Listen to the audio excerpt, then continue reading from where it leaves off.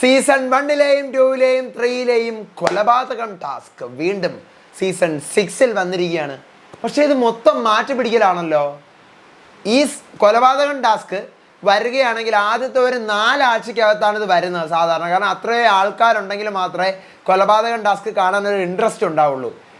1-ലും 2-ലും 3-ലും അങ്ങനെയായിരുന്നു. 4-ലും 5-ലും അതിന് പകരം ഹോട്ടൽ ടാസ്ക് ആണെന്നാണ് എൻ്റെ ഓർമ്മയിൽ. കൊലപാതകം ടാസ്ക് ഇല്ലെന്നാണ് എൻ്റെ ഓർമ്മയിൽ.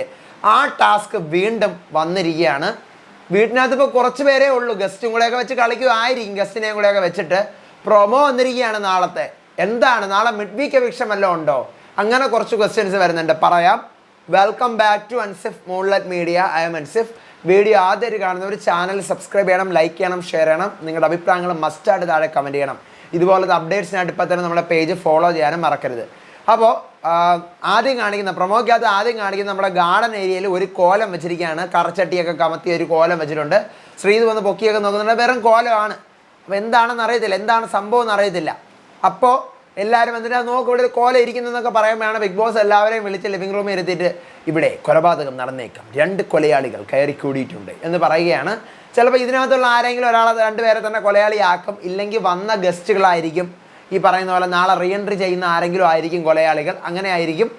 ഋഷിയെ കൺഫഷൻ റൂമിൽ വിളിക്കുന്നുണ്ട്, അഭിഷേകിനെ കൺഫഷൻ റൂമിൽ വിളിക്കുന്നുണ്ട്. അപ്പം ഇവിടെ എവിടെ വേണമെങ്കിലും കൊലയാളി ഉണ്ടാവുമെന്ന് പറയുമ്പോൾ ഋഷി ഇങ്ങനെയൊക്കെ നോക്കിയെന്ന് ജസ്റ്റ് പേടിക്കുന്നുണ്ട്. ജിൻഡോ പറയാണ് ഞാൻ ഇങ്ങനെ ഇടിച്ച് പഞ്ച് ചെയ്ത് അവിടെ ഇടും എന്നൊക്കെ പറയുമ്പോൾ വെളിയിൽ മറ്റേ എന്താ പറയുക കല്ലറ എല്ലാ സീസണിലുള്ള പോലെ തന്നെ കല്ലറ അവിടെ ഗാർഡൻ ഏരിയയിൽ സെറ്റ് ചെയ്ത് വെച്ചിട്ടുണ്ട്.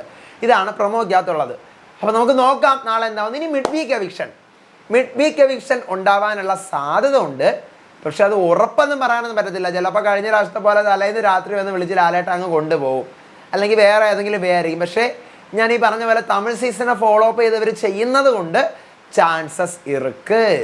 അത് നാളെ ഷൂട്ട് നടന്നിട്ട് മറ്റന്നാളെ നമുക്ക് കാണാൻ പറ്റത്തുള്ളൂ. മിഡ് വീക്ക് നടക്കണമെങ്കിൽ നാളെ ബുധനാഴ്ചത്തെ ഡേ അവിടെ നടക്കണം. വ്യാഴാഴ്ച നമുക്ക് ടെലികാസ്റ്റ് വരികയും ചെയ്യണം. മനസ്സിലായില്ല? അപ്പം നാളെ ഷൂട്ട് അതുണ്ടോ എന്നുള്ള കാര്യം അറിയില്ല. ഉണ്ടെങ്കിൽ നമുക്ക് നോക്കാം. അറിയുന്ന മുറയ്ക്ക് ഞാൻ നിങ്ങൾ അപ്ഡേറ്റ് ചെയ്യാം.